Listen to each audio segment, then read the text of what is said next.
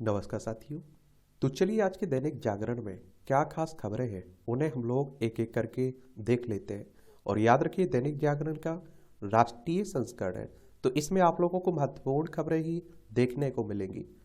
आप सभी जानते हैं कि 2024 में हमारे देश में लोकसभा के चुनाव है और विपक्ष की पार्टियों का जो गठबंधन बना इंडिया INDIA, इसमें आप देखते हैं कि अभी बहुत दरार देखने को मिल रही है। वहां आप देखते हैं कि TMC यानी कि ममता बनर्जी कह रही कि हम अकेले चुनाव लड़ेंगी। पंजाब में भगवंत मान आम आदमी पार्टी कह रही कि हम अलग चुनाव लड़ेंगे। तो मैंने आप लोगों से पहले भी कहा है, इस गठबंधन में बहुत सारे दल जुड़ेंगे, बहुत सारे दल टूटेंगे। बड़ा मुश्किल है गठबंधन होना। अगर हो जाता है तो भारतीय जनता पार्टी को भारी नुकसान उठाना पड़ेगा, ये हकीकत बात है। लेकिन गठबंधन हो तब तो। ये आप देखिए पश्चिम बंगाल, चलिए आप लोग देखिए हमारा प्यारा भारत है। यहाँ आप देखिए पश्चिम बंगाल है, कोलकाता इसकी राजधानी देखने को मिलेगी और इसकी सीमा उड़ीसा, झारखंड, बिहार, सिक्किम और असम से लगती है। और आप देखते हैं कि यहाँ आपको विधानसभा में 294 सीटें देखने को मिल जाएगी, राज्यसभा में 16 सीटें हैं, लोकसभा में 42 सीटें हैं। और आप देखिए 88,752 वर्ग किलोमीटर में फैला हुआ है। ममता बनर्जी यहाँ की चीफ मिनिस्टर हैं और राज्यपाल है CB आनंद बोस। वहीं अगर आप पंजाब की बात करें तो ये आप देखिए पंजाब है, चंडीगढ़ इसकी राजधानी आपको देखने को मिल जाएगी। यहाँ के मुख्यमंत्री कौन है? भगवंत मान यहाँ के मुख्यमंत्री हैं। इसकी अंतर्राष्ट्रीय सीमा देखिए पाकिस्तान से लग रही है। और राज्य में अगर आप देखें ना तो आप देखिए राजस्थान हो गया, हरियाणा, हिमाचल प्रदेश और जम्मू कश्मीर से लगती है। किससे लगती है? जम्मू कश्मीर से लगती है। यहाँ अगर हम लोग बात करें देखिए राज्यपाल की, तो आप देखें बनवारी लाल पुरोहित यहाँ की राज्यपाल है। विधानसभा में 117 सीटें हैं, राज्यसभा में 7 सीटें हैं, लोकसभा में 13 सीटें हैं। 50,362 वर्ग किलोमीटर में फैला हुआ है आपका पंजाब। वहाँ आप देख लीजिए अखिलेश यादव और कांग्रेस के बीच गठबंधन को लेकर अभी फंसा हुआ है पैच। बिहार में भी आप देख रहे हैं, हर जगह देखने को मिलेगा आपको। तो ये होता रहेगा। लेकिन आप देखेंगे चुनाव करवाता कौन है? इलेक्शन कमीशन ऑफ इंडिया, भारतीय निर्वाचन आयोग, एक संवैधानिक संस्था है। संविधान के अनुच्छेद 324 के तहत इसकी स्थापना की बात की गई है। 25 जनवरी 1950 में स्थापना हुई थी। 25 जनवरी को आप लोग मतदाता दिवस भी मनाते हैं। और आप देखेंगे कि नई दिल्ली में इसका सचिवालय देखने को मिलेगा। सुकुमार सेन पहले मुख्य चुनाव आयुक्त थे।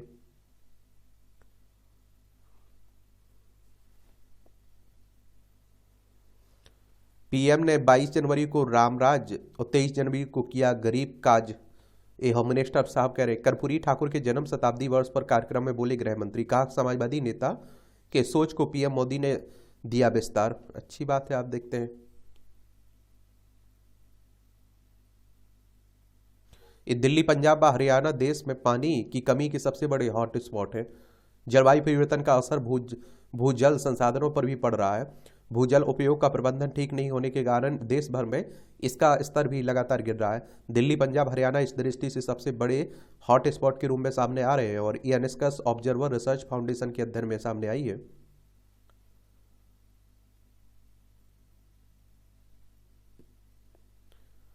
ये आप देखिए DG नागर विमानन महानिदेशालय ने एयर इंडिया पर तगड़ा जुर्माना लगाया है। DGCA ने बुधवार को बताया कि कुछ लंबे रूट पर संचालित उड़ानों के संबंध में सुरक्षा मानकों का उल्लंघन किए जाने के लिए एयर इंडिया पर 1.10 करोड़ रुपए का जुर्माना लगाया है। नियामक ने एक हफ्ते में दूसरी बार एयरलाइन पर यह जुर्माना लगाया है। ज्ञानवापी दोनों पक्षों को सौंपी जाएगी सर्वे की रिपोर्ट। मंदिर और मस्जिद पक्ष की मांग पर वाराणसी के जिला जज ने दिया आदेश। ASI ने 18 दिसंबर को कोर्ट को सौंपी थी सीलबंद रिपोर्ट। भारतीय पुरातत्व सर्वेक्षण ने।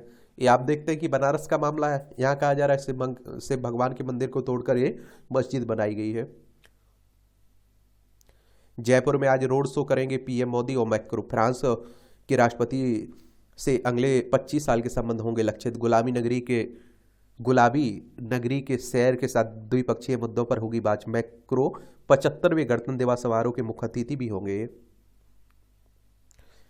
कानून में संशोधन को सरकार कैसे कर सकती है अस्वीकार? सुप्रीम कोर्ट ने बुधवार को अलीगढ़ मुस्लिम विश्वविद्यालय का अल्पसंख्यक दर्जा बहाल करने के लिए AMU एक्ट में 1981 में किए गए संशोधन को केंद्र सरकार द्वारा अस्वीकार करने पर सवाल उठाया। कहा कि कानूनी संशोधन को सरकार कैसे अस्वीकार कर सकती है। 7 जजों की संविधान पीठ की अध्यक्षता कर रहे प्रधान न्यायाधीश DY चंद्रचूड़ ने कहा कि सरकार यह कैसे कह सकती है कि वह संशोधन की वैधता को स्वीकार नहीं करती।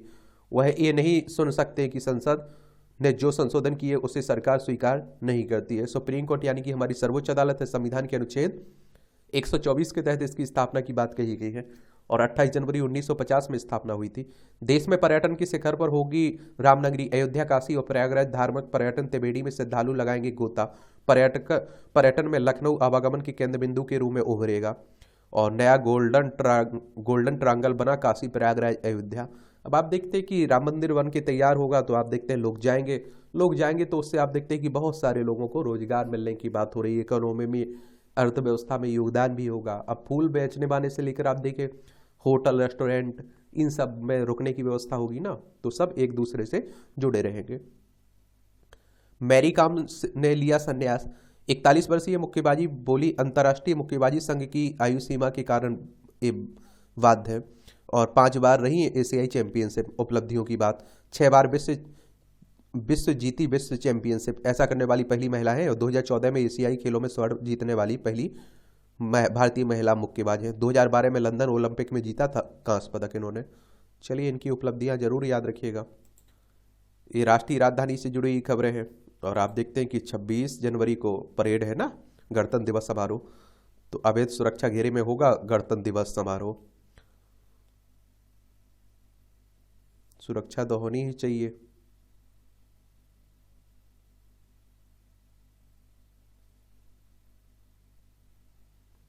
ये अप्रैल तक पूरी हो जाएंगी डीडीए की 4500 करोड़ रुपए की परियोजनाएं। कड़क कड़क कड़कड़डुमा टीओडी परियोजना, भारत बंदना पार्क का पहला चरण, कठपुतली कॉलोनी सहित 11 महत्वाकांक्षी परियोजनाएं होंगी पूरी। उपराज्यपाल ने परियोजनाओं की प्रगति जानने के लिए डीडीए के अधिकारियों के साथ आप देखते हैं कि समीक्षा की हुई है। स्थानीय और मातृभाषा में पढ़ाने वाले शिक्षक भी तैयार करें विश्वविद्यालय, यूजीसी का निर्देश। भारतीय भाषा समिति के साथ मिलकर करे कार्य। ऑनलाइन गेम खेलने वालों से सरकार ने कहा स्मार्ट खेलें, सुरक्षित रहें। देखिए, और आप देख रहे हैं ऑनलाइन गेम को अनुमति है, आप समझ रहे हैं। यूएनजीए अध्यक्ष बोले सुरक्षा परिषद में सुधार नितांत जरूरी। भारतीय दौरे पर आए संयुक्त राष्ट्र महासभा के अध्यक्ष डेनिस फ्रांसिस कहा फिजूल नहीं है तीसरे विश्व युद्ध की आशंका। और आप देखिए संयुक्त राष्ट्र सुरक्षा परिषद में सुधार की मांग हमेशा से उठ रही है। इसकी स्थापना कब हुई थी ये आप लोग बताइए। इसका हेडक्वार्टर कहाँ है और इसमें स्थायी सदस्य कौन कौन से हैं, ठीक है। लोकतंत्र, प्रौद्योगिकी और परंपरा पर टिका है भारत का भविष्य, हमारे जयशंकर साहब कह रहे हैं। पिछले 10 वर्षों में किए गए कार्यों से तय होगा 25 साल का भविष्य। मिरांडा हाउस कॉलेज में छात्रों से संवाद में शामिल हुए विदेश मंत्री साहब हमारे। अब देश में मल्टी डेक थेरेपी से किया जाएगा कुष्ठ रोग का इलाज।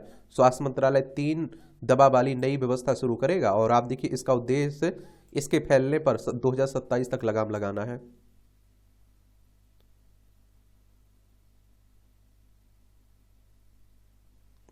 भारत, फ्रांस व यूएई ने किया हवाई युद्धाभ्यास। ये आप देखिए युद्धाभ्यास डेजर्ट नाइट का उद्देश्य तीनों देशों की वायुसेनाओं के बीच तालमेल व पारस्परिकता बनाना है। और ये जरूर याद रखा करिएगा, नाम जरूर याद रखे करिएगा। भारत और फ्रांस यूएई के बीच हुआ है कौन सा, डेजर्ट नाइट, ये जरूर याद रखिएगा।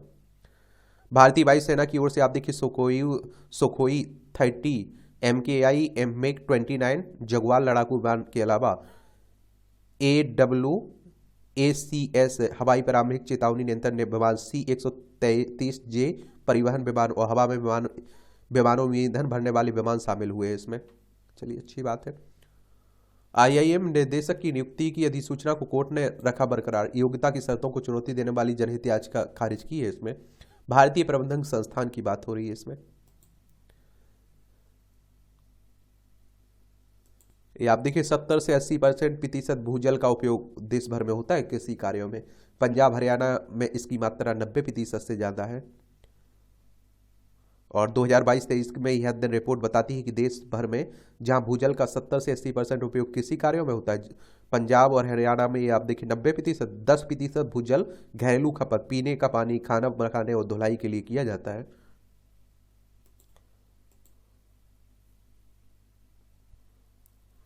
चलिए अब आप देखिए राजनीति की खबरें हो रही हैं। अभी बहुत कुछ देखने को मिलेगा देखिए, तो मुझे लगता है परेशान नहीं होना चाहिए। बहुत सारे गठबंधन बनेंगे और बहुत सारे गठबंधन टूटेंगे भी।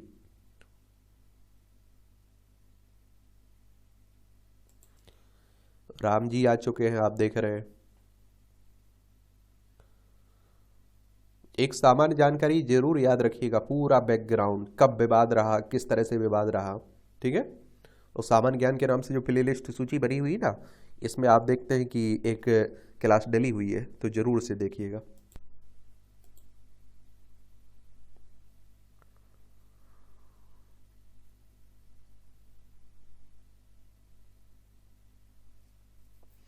ये मूल गर्भगृह तोड़कर बनाई गई थी मथुरा की शाही मस्जिद। किस स्त्री किसने जन्म स्थान मामले में जिला अदालत ने एक और बात दायर हुआ है।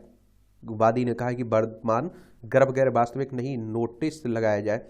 एक बात और आप देखेंगे, यहाँ भी आप देखते हैं कि 1669-70 में मुगल शासक औरंगजेब ने तोड़वाकर शाही मस्जिद ईदगाह का निर्माण करवाया था। ये आप देखते हैं कि जन्म किसने, जन्मभूमि पर मथुरा की बात हो रही है। यहाँ भी आप देख रहे हैं चल रहा है मामला, तो ये भी देखने को मिल रहा है। अनूठी पहल से सहेज रहे संस्कारों की धाती। कानपुर में गणित के शिक्षक साथियों संग घर घर पहुंचा रहे हैं वैदिक ज्ञान। अब तक 500 किशोर जुड़ चुके हैं इससे, अच्छी बात है। और मैं कहता हूं देखिए, दिखावा करने से ज्यादा है कि मानना चाहिए, मुझे लगता है, ठीक है, इससे फर्क पड़ता है।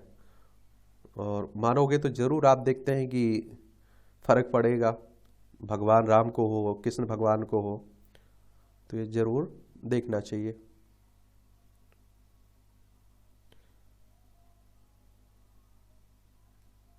ये ज्वाला ने 3 नहीं 4 चीता सबको को दिया जन्म। ये आप देखते हैं कि कोनो नेशनल पार्क में जो चीते लाए गए थे ना, उसी में आप देखते हैं बात हो रही है। अब आप देखिए संपादकीय पाठ है, ये आपको प्रीलिम्स में, मुख्य परीक्षा में, इंटरव्यू में, हर जगह मदद पहुंचाते हैं। एक सामान्य जानकारी मिलती है आपको यहाँ से, तो ये जरूर आपको पढ़ना चाहिए। एक नए युग का आगमन। तो आप देखते हैं कि अयोध्या धाम में श्री रामलला के नूतन विग्रह में प्राण प्रतिष्ठा के साथ भारत एक नए सांस्कृतिक युग में प्रवेश कर चुका है। यह प्राण प्रतिष्ठा भारतीय संस्कृति की सनातन यात्रा में एक अत्यंत महत्वपूर्ण एवं सुखद पड़ाव है। भारतवर्ष के जन जन में जो स्वतः स्फूर्त चेतना, देश के गांव गांव और शहर शहर में खुशी और उल्लास का जो वातावरण हमने देखने को मिल रहा है, वह अभूतपूर्व है। हमारे जीवन में जब कोई बड़ा लक्ष्य हमें मिलता है तो लक्ष्य प्राप्ति हेतु संघर्ष का अतीत भी हमारी आंखों के सामने कौंधता स्वाभाविक है, कौंधना। और श्री राम जन्मभूमि आंदोलन के संदर्भ में भी यह बात लागू होती है कि मुझे अब भी वह समय याद आता है तो मैं भावुक हो जाता हूं, जब तत्कालीन उत्तर प्रदेश सरकार के तानाशाही और क्रूर रवैये के कारण हमने अपने कई कारसेवक खो दिए हैं और कुठारी बंधुओं सहित अनेक कारसेवकों के बलिदान का स्मरण कर आज भी हम सब का मन पीड़ा से भारी हो जाता है। उस समय में भारतीय जनता युवा मोर्चा का राष्ट्रीय अध्यक्ष था और इस जघन्य अपराध के विरोध में मैंने एक सत्याग्रह का नेतृत्व किया था। वह दौर बहुत कठिन था, हर तरफ अंधकार ही अंधकार था। भारतीयों की आस्था और अस्मिता को कुचलने के लिए सत्ता का खुलकर दुरुपयोग हो रहा था। समय बदला। वर्ष 2014 में भगवान श्री राम जी की कृपा और भारतीय जनता के समर्थन से प्रधानमंत्री नरेंद्र मोदी जी के नेतृत्व में नई सरकार बनी और उसके बाद अयोध्या में राम मंदिर निर्माण का मार्ग साफ हो गया। प्रधानमंत्री जी द्वारा रामलला विग्रह का प्राण प्रतिष्ठित होना भारतीय सांस्कृतिक पुनर्जागरण के नए युग की शुरुआत है। इतना बड़ा अनुष्ठान तभी संपन्न हो सकता है जब अनुष्ठान के कारक पर प्रभुओं की कृपा हो। जैसा कि गोस्वामी तुलसीदास जी लिखते हैं कि जा पर कृपा राम की होए पर ता पर कृपा करे सब कोई। मोदी जी पर देश की जनता की कृपा हुई और जनता के आशीर्वाद से ही यह युग प्रवर्तक अनुष्ठान संपन्न हो पाया है। रामलला के अपने जन्म स्थान पर लौटने से रामराज्य के बुनियादी मूल्यों की पुनर्स्थापना होगी और तुष्टीकरण की राजनीति का अंत होगा। जाति और वर्ग से परे एक सर्व समावेशी समाज की नींव मजबूत होगी। अयोध्या का जन्मस्थान मंदिर श्री राम के आदर्श लक्ष्मण रेखा की मर्यादा, लोक मंगल की शासन व्यवस्था, आतंक और अन्याय के नाश का बीज केंद्र बनकर उभरने की दिशा में अग्रसर हो चुका है। राम मंदिर कंक्रीट और पत्थर से बना देश में महज एक और मंदिर नहीं है, यह मंदिर भारतीय सांस्कृतिक चेतना का प्रतीक है और हमारी सनातनी आस्था का शिखर भी है। यह मंदिर बदलते भारत और उसके संकल्प का भी प्रतीक भी है। यह नए भारत की गारंटी भी है। राम कथा में उल्लेख है कि प्रभु राम जब अयोध्या लौटते हैं तब राम राज्य का आरंभ होता है। तो जो आने वाला समय है, विशेषकर अगले 24 से 25 साल, जिसे प्रधानमंत्री मोदी जी ने अमृतकाल कहा वह निश्चित ही रामराज्य का समय होगा। यह रामराज्य उन्हीं आदर्शों से, उन्हीं विचारों से प्रभावित होगा जो रामराज्य की मूल अवधारणा है। वह रामराज्य जो महात्मा गांधी का रामराज्य था, जो बाबा साहब अम्बेडकर द्वारा प्रदत्त भारतीय संविधान में भी अंतर्निहित है। चूंकि श्री राम मर्यादा पुरुषोत्तम है, तो रामराज्य की पहली शर्त होगी कि मर्यादाओं का सम्मान करना और नियमों कानूनों का अनुपालन करना। मर्यादा का अर्थ है कि विधि का शासन, और अतः राम राज्य में संवैधानिक मर्यादाओं, नैतिक और मर्यादाओं और राजनीतिक मर्यादाओं का पालन होगा। राम राज्य की अगली बात है कि व्यक्तिक स्वतंत्रता। मर्यादित सत्ता व्यक्तिक स्वतंत्रता की गारंटी है। सभी राम भक्त समान है, चाहे वह हनुमान हो या वशिष्ठ हो, निषाद राज हो, अहिल्या हो, सबरी हो या फिर रहीम हो। सभी राम भक्ति के सूत्र से आपस में समान रूप से बंधे हैं। अर्थात राम राज्य में हमारे संविधान की स्वतंत्रता, समानता और बंधुत्व के मूल्यों के आधार पर सामाजिक, आर्थिक और राजनीतिक व्यवस्था का संचालन होगा। राम राज्य के 3 और महत्वपूर्ण पहलू हैं जो हमारे अमृतकाल की रूपरेखा तय करेंगे।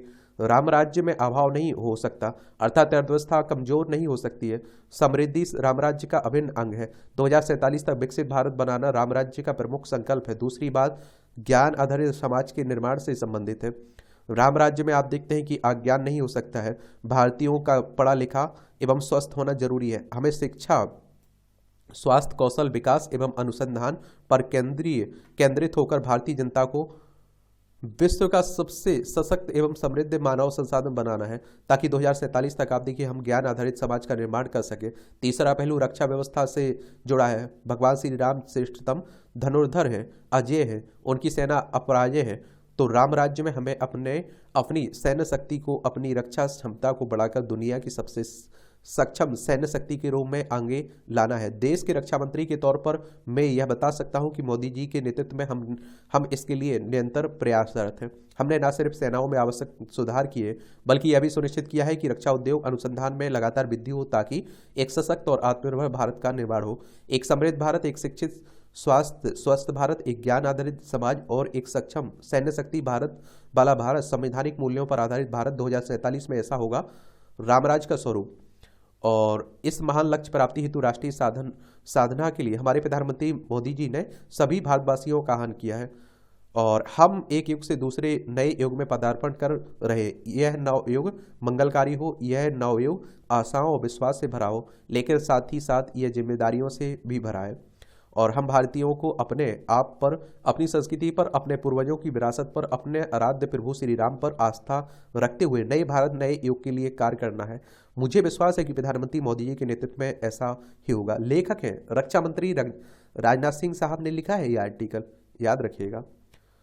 सामाजिक न्याय के शिल्पकार का सम्मान, ये आप देखते हैं संपूर्ण देश के लिए बेहद गर्व का क्षण है कि भारत सरकार ने बिहार के प्रसिद्ध स्वतंत्रता सेनानी, समाजवादी नेता जननायक कर्पूरी ठाकुर को देश का सर्वोच्च नागरिक सम्मान भारत रत्न दिए जाने की घोषणा की है। अब आप लोगों से पूछ रहा हूं, कल मैंने बताया भी था कि भारत रत्न की शुरुआत कब हुई थी, पहली बार किन लोगों को दिया गया था, ये बताइए आप लोग, ठीक है। और यह सर्वोच्च नागरिक सम्मान पाने वाले वह बिहार के 5वें व्यक्ति हैं। उनसे पहले प्रथम राष्ट्रपति डॉक्टर राजेंद्र प्रसाद और लोकनारायण जयप्रकाश नारायण, विधान चंद राय तथा बिस्मिल्लाह खां को भारत रत्न से नवाजा जा चुका है। और कर्पूरी ठाकुर बिहार के 2 बार मुख्यमंत्री रहे। उनको देश की सियासत में सामाजिक न्याय की अलग जगाने वाले प्रथम नेता के रूप में याद किया जाता है। अपने कार्यकाल में उन्होंने बिहार में मैट्रिक तक पढ़ाई मुफ्त की थी, और राज्य के सभी विभागों में हिंदी में काम करने को अनिवार्य बना दिया था। उर्दू को राज्य की भाषा का दर्जा दे दिया था। गरीबों, पिछड़ों और अति पिछड़ों के हक में ऐसे तमाम काम किए जिससे बिहार की सियासत में अमूलचूल परिवर्तन आ गए। और इसके बाद कर्पूरी ठाकुर की राजनीतिक शक्ति भी में भारी बढ़ोतरी हुआ। राजनीति में समाजवाद का बड़ा चेहरा बन गए।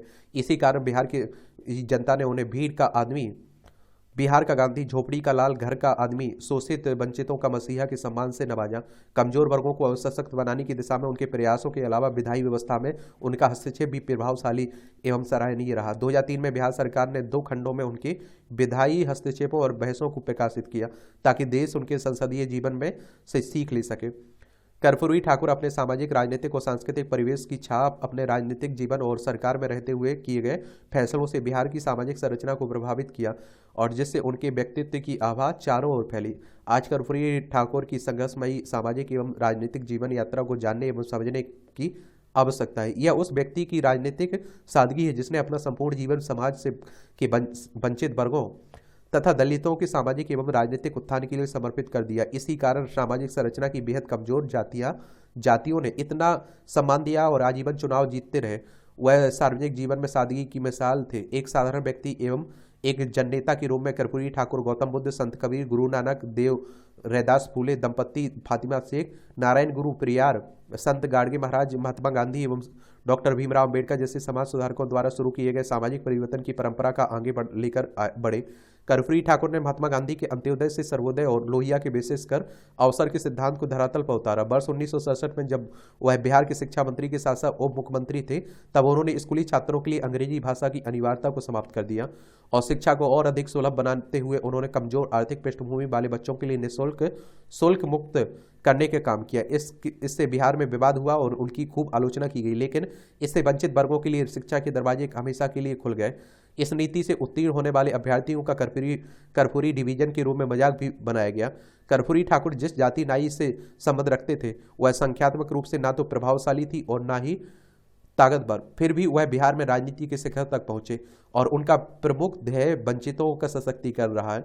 साहूजी महाराज और डॉक्टर भीमराव अम्बेडकर के बाद पिछड़ी जातियों और अत्यंत पिछड़ी जातियों के आरक्षण के सिद्धांत को लागू करने का श्रेय कर्पूरी ठाकुर को जाता है।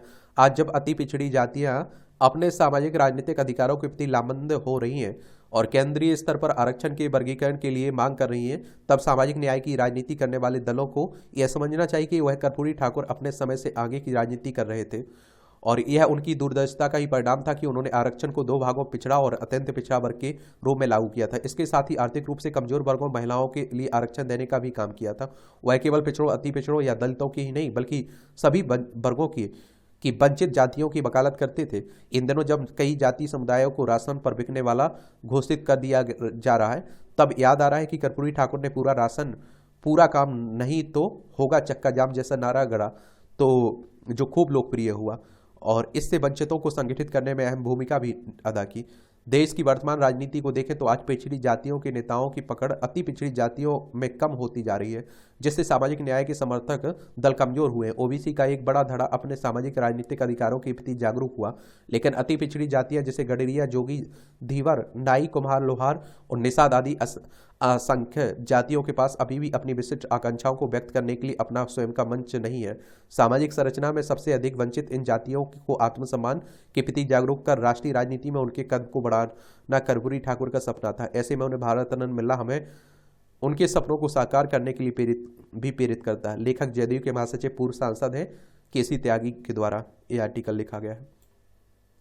तृप्ति की अनुभूति, तो आप देखिए आज का तेज रफ्तार जीवन का मनुष्य को अशांति, असंतुलन, तनाव, थकान तथा चिड़चिड़ापन की ओर धकेल रहा है। विषमता भरे ऐसे जीवन को स्वस्थ तथा ऊर्जावान बनाए रखने के लिए संयम एवं तप की वह औषधि है जो मन मस्तिष्क को शांत, शरीर को स्वास्थ्य और जीवन आकांक्षाओं को तृप्त रखती है। तप कोरे अध्यात्म से ही नहीं, आम जीवन से जुड़ा शब्द है जिससे जीवन की गति को एक संगीतमय रफ्तार दी जा सकती है। तप हमारी भारतीय संस्कृति की पहचान है। अच्छा कॉलम लिखा जाता है।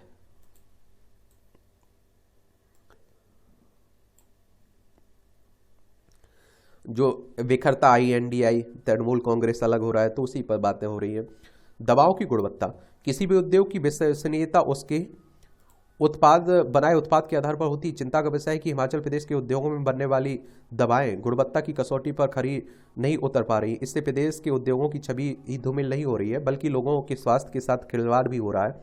केंद्रीय औषधि मानक नियंत्रण संगठन की जांच में आप देखते हैं कि देश भर में बनी 78 दवाओं के सैंपल फेल होना चिंता का विषय है और इनमें से 40 दवाएं हिमाचल प्रदेश में बनी थी। इसमें खांसी, जुकाम, रक्तचाप, त्वचा संक्रमण सहित हृदय रोग से संबंधित दवाएं भी शामिल हैं। ये ऐसी दवाएं हैं जिनका उपयोग आप देखते हैं कि लोग सामान्य तौर पर करते हैं। हिमाचल प्रदेश दवा उत्पादन में अग्रणी राज्य में शामिल है। ऐसे में दवाओं की गुणवत्ता में बार बार खराबी पाए जाना उद्योगों की कार्य प्रणाली को संदेह के घेरे में आप देखते हैं कि एक तरह से लाता है। लोग यह पहचान करने में सक्षम नहीं है कि कौन सी दवा सही है। कई लोगों ने इन दवाओं का उपयोग भी कर लिया है और CDSCO का अलर्ट जारी होने के बाद राज्य दवा नियंत्रण से संबंधित सभी दवा उद्योगों को नोटिस जारी कर जवाब मांगा है और दवाओं के स्टॉक को बाजार से वापस लेने को कहा।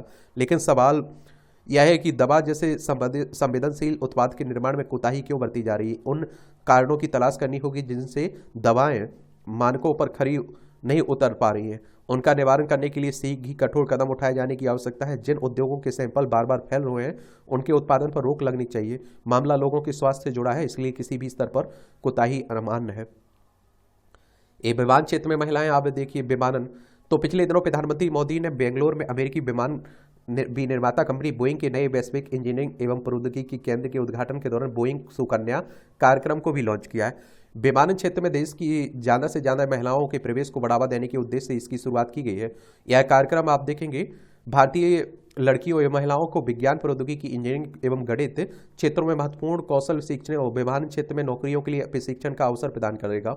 यह पायलट बनने के लिए प्रशिक्षण ले रही महिलाओं को छात्रवृत्ति भी प्रदान करेगा। मोदी सरकार ने पिछले 9 वर्षों में हर क्षेत्र में महिलाओं की भागीदारी बढ़ाने के प्रयास पर जोर दिया है। इससे बेटी बचाओ बेटी पढ़ाओ, सुकन्या समृद्धि योजना, उज्ज्वला योजना, जनधन खाता, मिशन पोषण, मातृत्व अवकाश को 12 की जगह आप देखिए 26 हफ्ते बढ़ाना, मातृ वंदना योजना शामिल है। इसके अलावा लैंगिक रूढ़िवादिता को खत्म करते हुए मोदी सरकार ने भारतीय सेना में पहली बार महिला अधिकारियों को स्थायी कमीशन के योग्य बनाकर उन्हें समान अवसर और अधिकार देने की पहल की है। पिछले 9-10 वर्षों में हाई स्कूल और उनके आगे की पढ़ाई करने वाली लड़कियों की संख्या 3 गुना बढ़ी है। लड़कियां विज्ञान गणित के क्षेत्र में अपना दमखम साबित कर रही। 2014 तक आईआईटी से में लड़कियों का प्रतिशत 14% था, 14 था। अब बढ़कर आप देखिए 2018 में यह 17% हुआ, अब यह 20% हो गया है।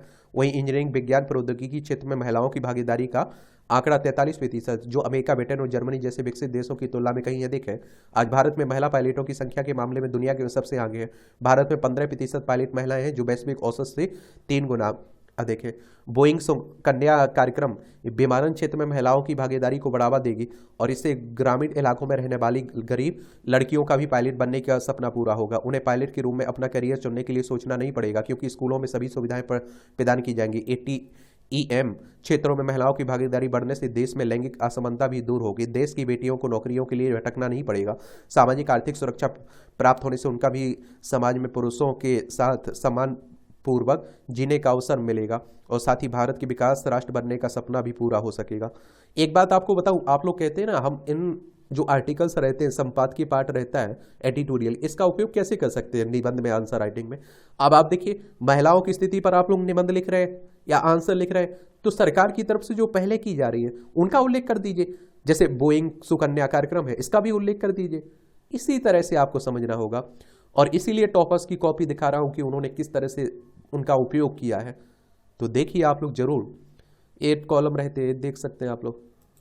इसका PDF टेलीग्राम पर डाल देता हूं, तो डाउनलोड कर लिया करिए। क्यों विवादों में AMU का अल्पसंख्यक दर्जा? केंद्र सरकार ने मंगलवार को सुप्रीम कोर्ट में अलीगढ़ मुस्लिम यूनिवर्सिटी के अल्पसंख्यक दर्जे का विरोध करते हुए कहा कि 1920 में गठन के समय AMU ने अपनी मर्जी से अल्पसंख्यक दर्जा छोड़ा था। केंद्र ने कहा कि AMU यदि चाहता तो अपना अल्पसंख्यक दर्जा बनाए रखता और इंपीरियल एक्ट ब्रिटिश संसद के कानून के तहत शर्तें स्वीकार करके कानून के जरिए अलीगढ़ मुस्लिम विश्वविद्यालय न बनता। लिहाजा AMU से संबंधित वर्तमान विवाद को विस्तार से समझना जरूरी है।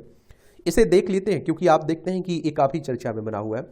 शिक्षा और राजनीति, न्याय के क्षेत्र में समानता के अधिकार तब अपना अस्तित्व खो देते हैं जब उन्हें एक खास समुदाय या धर्म की कसौटियों के अनुसार विभाजित किया जाता है। एक धर्मपंथ निरपेक्ष लोकतांत्रिक देश का संवैधानिक चरित्र इस तथ्य को ज्यादा मान्यता देता है कि सरकार समर्थित किसी भी संस्था का संचालन हर हाल में धार्मिक विभेद स्थापित करने वाली मान्यताओं तथ्यों से परे होना चाहिए और इसी से उस संस्थान की नैतिकता पुष्ट होती है और धर्मों को लेकर संभाव की उसकी दृष्टि को बल मिलता है। इन बातों का ताजा संदर्भ अलीगढ़ मुस्लिम यूनिवर्सिटी है। हाल ही में देश की सर्वोच्च अदालत ने अलीगढ़ मुस्लिम यूनिवर्सिटी प्रशासन से पूछा कि वह समझाए कि एक धर्म के आधार पर दिया गया उसका अल्पसंख्यक दर्जा आखिर कैसे जायज है, और इस दर्जे को लेकर केंद्र सरकार ने दलील दी है कि AMU एक राष्ट्रीय संस्थान है, न कि अल्पसंख्यक संस्थान है। केंद्र सरकार का यह कहना है कि राष्ट्रीय चरित्र वाले एक शिक्षण संस्थान को अल्पसंख्यक पहचान से नहीं जोड़ा जाना चाहिए, क्योंकि इससे वह अपना राष्ट्रीय महत्व खो देता है। सर्वधर्म का उत्थान का संस्थान है। अलीगढ़ मुस्लिम विश्वविद्यालय के गौरवशाली अतीत और शिक्षण के क्षेत्र में इस विश्वविद्यालय के योगदान को देखते हुए यह बात कही जा सकती है कि इसकी स्थापना भारत के मुसलमानों की शिक्षा में पिछड़ेपन को दूर करने और नौकरियों में मुस्लिम युवाओं को आगे लाने के लक्ष्य से की गई थी और उसमें यह सफल भी रहा। लेकिन पिकांतर से इसका संबंध केवल एक धर्म के मतावलंबियों से नहीं रहकर सर्वधर्म के उत्थान से रहा है। और आप देखिए कि उल्लेख है कि AMU की 180 सदस्यीय गवर्निंग काउंसिल में महज 37 मुस्लिम सदस्य हैं और इस संस्थान में दूसरे धर्मों के छात्र भी अच्छी खासी संख्या में पठन पाठन करते रहे और कर भी रहे। और यहाँ दी जाने वाली शिक्षा में भी स्थापना के समय से ही दीन की तालीम के साथ पश्चिमी शैली की पढ़ाई का संतुलन बनाया गया है। और ऐसी स्थिति में AMU को केवल अल्पसंख्यक दर्जे से जोड़ने का राजनीतिक उद्देश्य जरूर हो सकता है, लेकिन इससे उसके संवैधानिक चरित्र का हनन होता है। और ये सत्य है कि भारत के संविधान के अनुच्छेद 30(1) में सभी धार्मिक और भाषाई अल्पसंख्यकों को शिक्षण संस्थान खोलने और चलाने का अधिकार दिया गया है। और इन प्रावधानों का उद्देश्य सरकार की तरफ से अल्पसंख्यक समुदाय के विकास को बढ़ावा देना। यह भी सही है कि इस नीति को अपनाने से अल्पसंख्यक समुदाय को शैक्षिक संस्थान अथवा विश्वविद्यालयों को संचालने की आज़ादी मिलती है। यही नहीं, संविधान प्रदत्त इन शक्तियों के बल पर उनमें यह भरोसा भी कायम होता है कि अल्पसंख्यक संस्थान होने के आधार पर सरकार की ओर से उन्हें दी जाने वाली आर्थिक सहायता में कोई भेदभाव नहीं बरता जाएगा। AMU आज जिस अल्पसंख्यक दर्जे को लेकर विवाद में है, उसकी शुरुआत कई दशकों से पहले हुई थी। ये बदलाव से प्रभावित हुआ संचालन 1916 में, आप देखिए, वाराणसी में काशी हिंदू विश्वविद्यालय की स्थापना से काफी पहले 1875 में AMU की नींव मोहम्मडन एंग्लो ओरिएंटल कॉलेज के रूप में सर सैयद अहमद खान ने रखी थी 1875 में। मुसलमानों के शैक्षिक पिछड़ेपन को दूर करने के अलावा महिला शिक्षा को बढ़ावा देना भी AMU का एक प्रमुख उद्देश्य था। 1920 में जब इस संस्थान को विश्वविद्यालय का दर्जा मिला तो यह आश्वासन देश को मिला कि इससे न केवल मुस्लिम समुदाय लाभान्वित होगा, बल्कि देश के सभी धर्मों के युवाओं को भी अच्छी शिक्षा का एक जरिया मिलेगा। 1920 के अधिनियम के मुताबिक भारत के गवर्नर जनरल को विश्वविद्यालय का प्रमुख बनाया जाता था। स्वतंत्रता के बाद 1951 में इस अधिनियम में गवर्नर जनरल यानी कि लॉर्ड रेक्टर के स्थान पर एक परिवर्तन विजेटर के रूप में कर दिया गया। और स्पष्ट है कि यह विजेटर भारत का राष्ट्रपति होगा।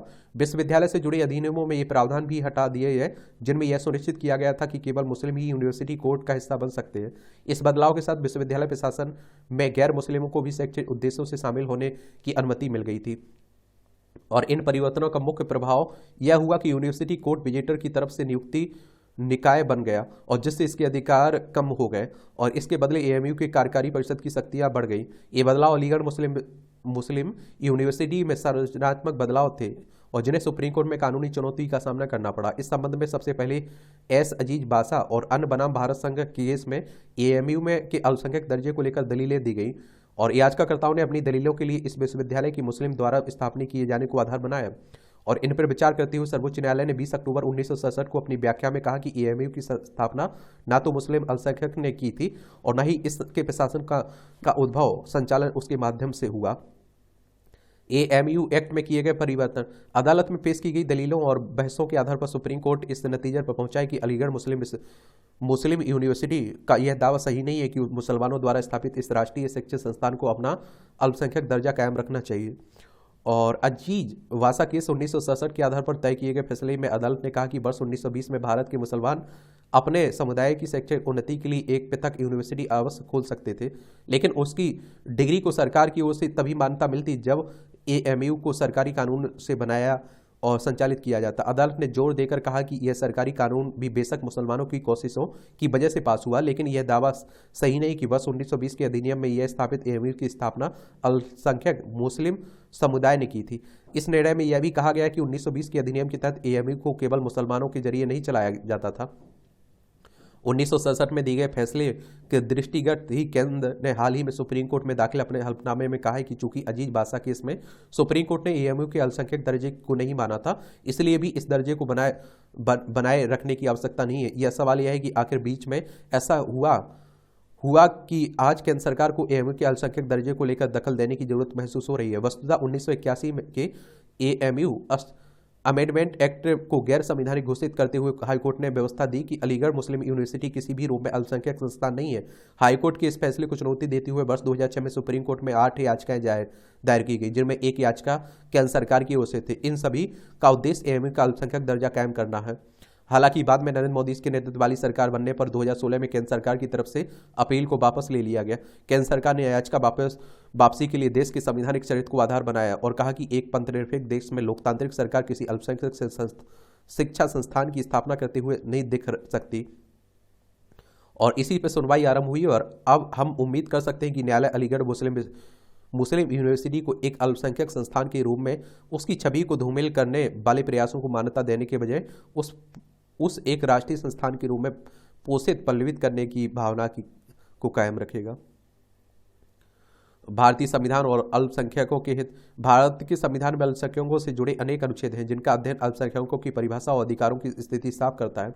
जैसे अनुच्छेद 29 में प्रावधान है कि भारत देश के किसी भी हिस्से में रहने वाले नागरिकों को अपनी भाषा, लिपि, संस्कृति की विशिष्टता के आधार पर उन्हें संरक्षित करने का अधिकार है। यह अनुच्छेद धार्मिक और भाषाई दोनों अल्पसंख्यकों को संरक्षित करता है। लेकिन इन प्रावधानों और सुप्रीम कोर्ट में अपनी व्याख्या में कहा गया कि अनुच्छेदों का तात्पर्य केवल अल्पसंख्यकों तक सीमित नहीं है, क्योंकि इसमें नागरिकों का वर्ग शब्द के उपयोग में अल्पसंख्यकों के साथ साथ बहुसंख्यक भी शामिल है। इसी प्रकार अनुच्छेद 30(1) में सभी धार्मिक भाषाई अल्पसंख्यकों को शैक्षिक संस्थान स्थापित करने तथा प्रशासित करने का अधिकार दिया गया है। इस बारे में स्थिति स्पष्ट करते हुए सुप्रीम कोर्ट ने कहा कि यह प्रावधान गारंटी देकर अल्पसंख्यक समुदाय के विकास को बढ़ावा देने की केंद्र सरकार की प्रतिबद्धता को सुदृढ़ करता है, लेकिन यह अल्पसंख्यकों को यहूदी बस्ती में बसाने के लिए नहीं। संविधान के अनुच्छेद 25, अनुच्छेद 26 और अनुच्छेद 27-28 में धार्मिक पूजा, शिक्षा, धर्म को मानने और उसमें आचरण करने की स्वतंत्रता प्रदान की गई है। खासतौर से अनुच्छेद 28 कुछ शैक्षिक संस्थानों को धार्मिक शिक्षा या धार्मिक पूजा में भाग लेने की स्वतंत्रता प्रदान करता है, लेकिन इन सारी प्रावधानों का यह अभिप्राय भी है कि ऐसी सारी स्वतंत्रताएं देश के पंथनिरपेक्ष स्वरूप को बनाए रखने में सहयोग करते हुए ली जानी चाहिए। एक खरी खरी रिश्तेदार तंज कसा जाता है, खिसियानी कांग्रेस, ईवीएम नोचे, लोकसभा चुनाव, रामधुन। चलिए ये सब लिखे जाएंगे, राजनीतियों की बातें हैं। बिजली क्षेत्र में गेम चेंजर होगी सूर्योदय योजना। सौभाग्य योजना की तरह चलेगा बड़ा अभियान। छतों पर सोलर पैनल लगाने के लिए मिलेगी जानदार सब्सिडी। 73,300 मेगावाट स्थापित क्षमता है सोलर पैनल से बिजली बनाने की। 11,080 मेगावाट बिजली बनाने की क्षमता है छत पर सोलर पैनल के जरिए। और योजना में 1 करोड़ घरों की छतों पर सोलर पैनल लगाने का लक्ष्य रखा गया है। अभी तक फिसड्डी साबित हुए छत पर सोलर पैनल लगाने की मौजूदा। पेट्रोल पर 11 और डीजल पर 6 रुपये का लाभ कमा रही कंपनियां। ई कॉमर्स प्लेटफॉर्म ईबे ने 1,000 कर्मियों को निकाला। देख लीजिए, प्लेटफॉर्म शुल्क बढ़ाने की योजना नहीं है, स्विगी कह रही है। सोनी के फैसले के खिलाफ एनसीएलटी पहुंचा। जी एंटरटेनमेंट ने बुधवार को कहा कि उसने सोनी की प्रस्तावित विलय समझौते रद्द करने के फैसले के खिलाफ राष्ट्रीय कंपनी विधि न्यायाधिकरण में याचिका दायर की है। गिफ्ट के एक्सचेंज में सीधे लिस्टिंग की अनुमति है। सरकार ने विदेशी निवेश को बढ़ावा देने के लिए कॉल गैसिफिकेशन के लिए 8,500 करोड़ की मदद। बाजार में गिरावट थमी, सेंसेक्स 690 अंक चढ़ा। जागरण न्यू इंडिया के सीईओ भारत गुप्ता बने इनमा के क्षेत्रीय अध्यक्ष।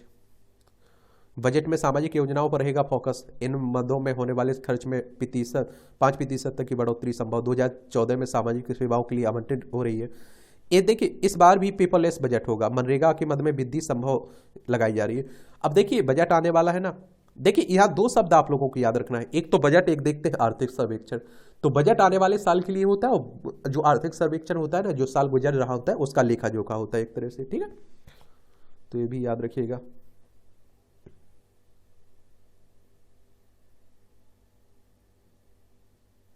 पंचायतों को राजस्व संसाधन बढ़ाने के प्रयास तेज करने की जरूरत है। आरबीआई कह रहा है, रिजर्व बैंक कह रहा है। अच्छी बात है।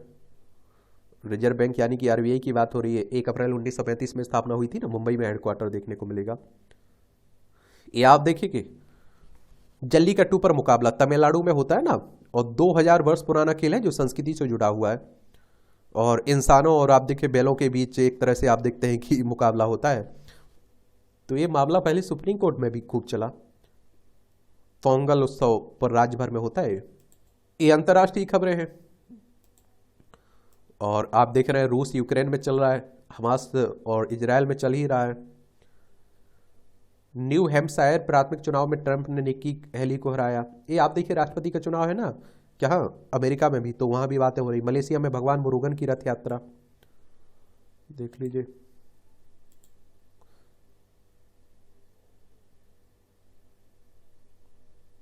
ये सऊदी अरब में खुलेगा शराब का पहला स्टोर। सिर्फ गैर मुस्लिम राजनयिकों को होगी खरीद की छूट। ग्राहकों को मोबाइल ऐप से कराना होगा पंजीकरण। चीन ने नोरू के साथ स्थापित किया राजनयिक संबंध। चीन और नोरू के बीच आप देखिए, मार्शल द्वीप की राष्ट्रपति ने ताइवान का किया समर्थन। चलिए, चलता है, दुनिया है। उत्तर कोरिया ने कई क्रूज मिसाइलों का किया परीक्षण। ये आप देखिए, दक्षिण कोरिया ऊपर, उत्तर कोरिया है। इसी की बात हो रही। युद्ध से सिर्फ हथियार निर्माताओं को फायदा है, पोप कह रहे हैं। ये आप देखिए, खेल का क्षेत्र है। एक ओवरव्यू ले लिया करिए कौन किस खेल से जुड़ा हुआ है। किरण लक्ष्य सेन दूसरे दौर में पैडाव बाहर हुए हैं, आप देखेंगे Indonesia master super 500 badminton tournament में। भारत के सामने आयरलैंड की समान आसान चुनौती। भारत की युवा ब्रिगेड आईसीसी अंडर 19 विश्व कप के दूसरे मैच में गुरुवार को आयरलैंड से खेलेगी ना। सूर्य कुमार दूसरी बार चुने गए वर्ष के सबसे टी20 क्रिकेटर। ये पडिक्कल आकाशदीप के दम पर भारत ये मजबूत हुआ है। साय खबर होंगे पीसीसीबी के कार्यवाहक चेयरमैन। सुमित नागल को सीधा प्रवेश। सुमित नागल बुधवार को एटीपी चैलेंजर टूर्नामेंट बेंगलोर में ओपन में सीधा प्रवेश करने वाले एकमात्र भारतीय बने हैं। नित्या ने किया क्वालिफाई। भारत की नित्या मणि ने बुधवार को गोवा के मपूसा के फेड डैम इंडोर स्टेडियम में अपना अंतिम क्वालिफाइंग राउंड मैच जीतने के बाद यहां WTT स्टार कंटेनर गोवा 2024 के मुख्य ड्रा में जगह बना ली है इन्होंने। सेमीफाइनल पहुंचे ही सबसे उम्रदार आज बने नंबर 1 बने रोहन बोपन्ना। एबडेन के साथ पुरुष डबल्स के अंतिम 4 में पहुंचे हैं। वनंदु हसरंगा ने जमाया, ये आप देखते हैं रंग। ILT की बात हो रही 20 की।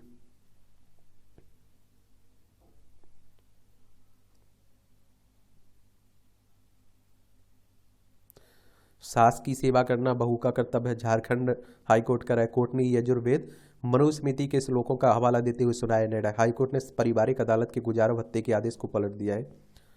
बड़े इस तरह के मामले भी आजकल खूब आ रहे हैं। AI के बारे में जरूर रखिएगा, आर्टिफिशियल इंटेलिजेंस के बारे में एक सामान्य जानकारी। आजकल इसकी बातें भी काफ़ी हो रही हैं। घर में खुशहाली लाएगा आर्थिक विकास।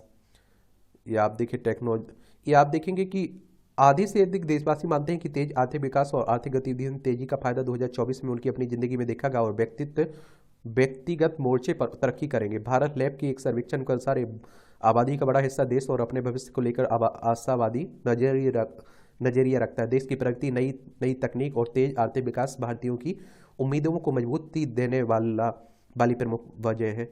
सर्वेक्षण में देश के आप देखिए 1565 नागरिकों से बात की गई है।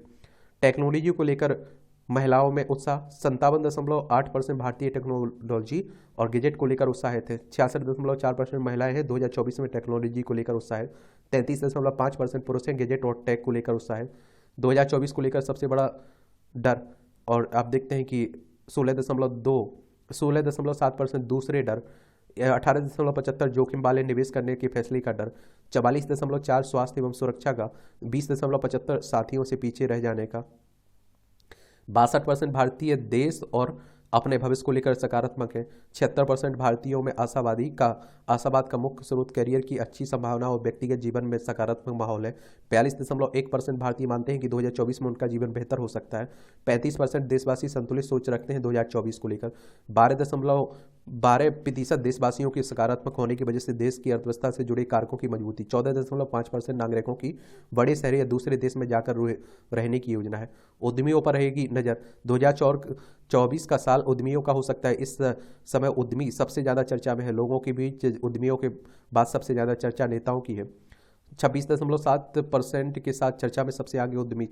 22.7% के साथ लाइमलाइट में दूसरे नंबर पर है नेता। विवाहित कर्मचारी ज़्यादा खुश हैं। 66.27% विवाहित कर्मचारी व्यक्तिगत स्तर पर ग्रोथ को लेकर सकारात्मक हैं। 57.17% अविवाहित कर्मचारी ग्रोथ को लेकर रखते हैं सकारात्मक नजरिया।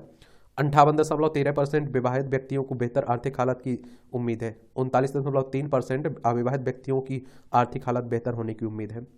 2024 के लिए वैश्विक डर, ये आप देखिए छात्रों को टेक ने दी सहूलियत।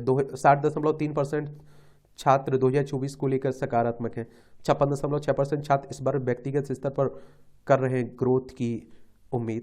और 2024 के लिए वैश्विक डर की बात करें तो 37.7% को जलवायु परिवर्तन का डर है। 26.72% को है विश्व युद्ध का डर। 11.9% को कुछ लोगों के पास ही धन इकट्ठा होने का डर। 37.7% छात्रों को सबसे बड़ा डर जलवायु परिवर्तन का है। 19.9% को सता रहा है मंदी का डर। यात्रा को लेकर उत्साह तो 63.7% है। 2024 में यात्राओं को लेकर मासिक आय है 1 लाख रुपये से कम। 65.2% प्रतिभागी उत्साहित है फैशन ट्रेंड को लेकर। मासिक आय है 1 लाख से कम।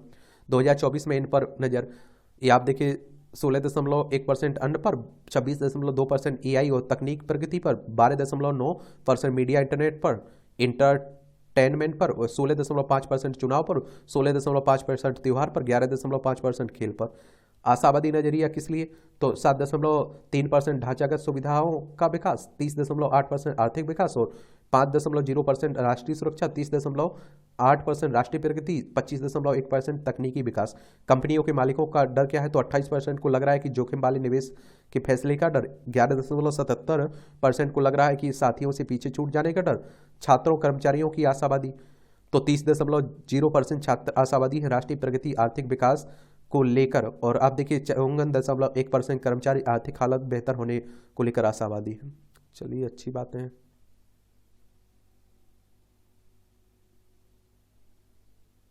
कर्नाटक हाई कोर्ट के चीफ जस्टिस पीबी बराले बने सुप्रीम कोर्ट के जज। यहाँ भी आपको जनरल नॉलेज की जानकारी मिल जाती है, परीक्षा के पॉइंट व्यू से भी पॉइंट मिल जाते हैं। अमेरिका के सैमुअल कोल्ट ने हासिल किया रिवॉल्वर का पेटेंट।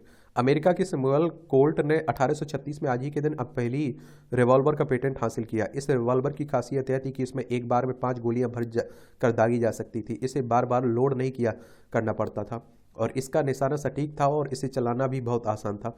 भारत के चुनाव आयोग की स्थापना अनुच्छेद 324 के तहत हुई। भारत के चुनाव आयोग की स्थापना 1950 में आज ही के दिन संविधान के अनुच्छेद 324 के तहत हुई। 2011 से इस दिन को राष्ट्रीय मतदाता दिवस के रूप में मनाते हैं। चुनाव आयोग एक स्वायत्त और संवैधानिक संस्था है। देश के पहले चुनाव आयोग सुकुमार सेन बने थे। कविता के क्रांतिकारी कहे जाते हैं मधुसूदन दत्त।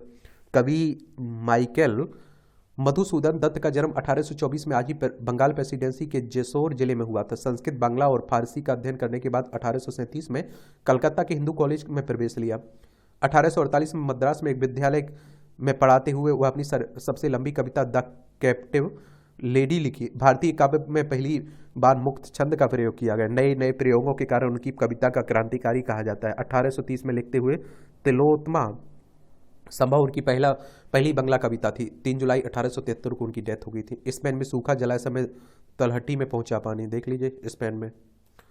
बन रही कोशिकाओं पर वार करेगा ऑर्गेनिक कंपाउंड, कैंसर के मरीजों के लिए साबित तो हो सकता है वरदान। 1 वर्ष भर शोध के बाद करवाया पेटेंट। ह्यूमन ट्रायल की तैयारी हो रही है। स्वास्थ्य कोशिकाओं पर कोई नहीं पड़ेगा किसी तरह का नकारात्मक प्रभाव।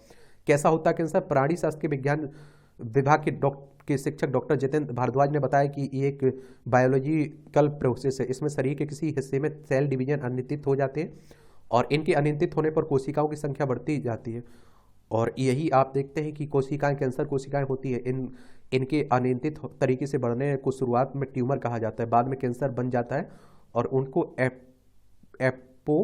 एपोप्टोसिस में कैंसर कोशिकाएं ही नहीं।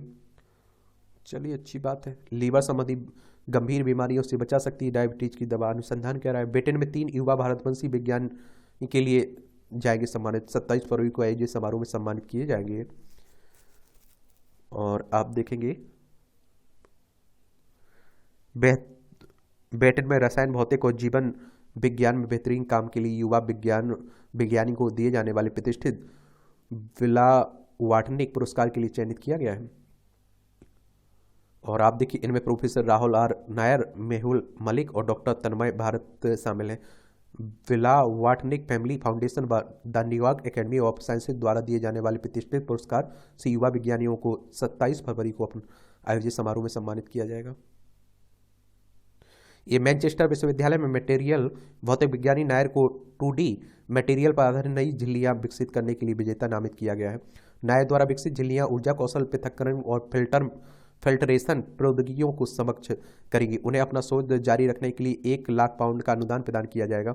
भौतिक के प्रोफेसर मलिक को अपने अभूतपूर्व तकनीक के माध्यम से क्वांटम संचार को आगे बढ़ाने के लिए पुरस्कार विजेता के रूप में नामित किया गया है।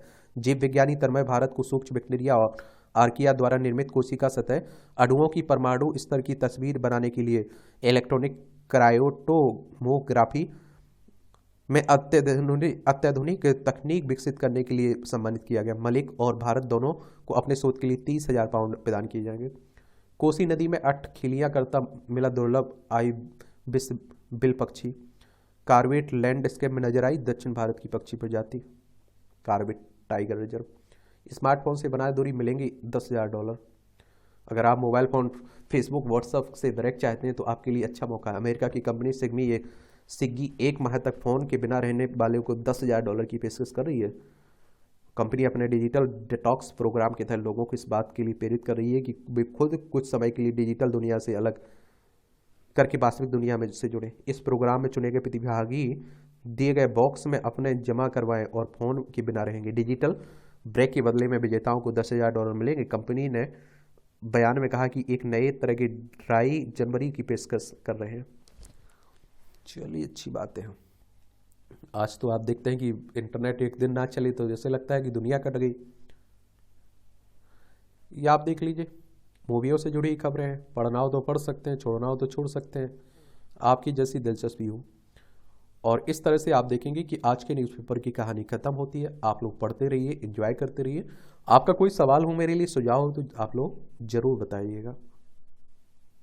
धन्यवाद।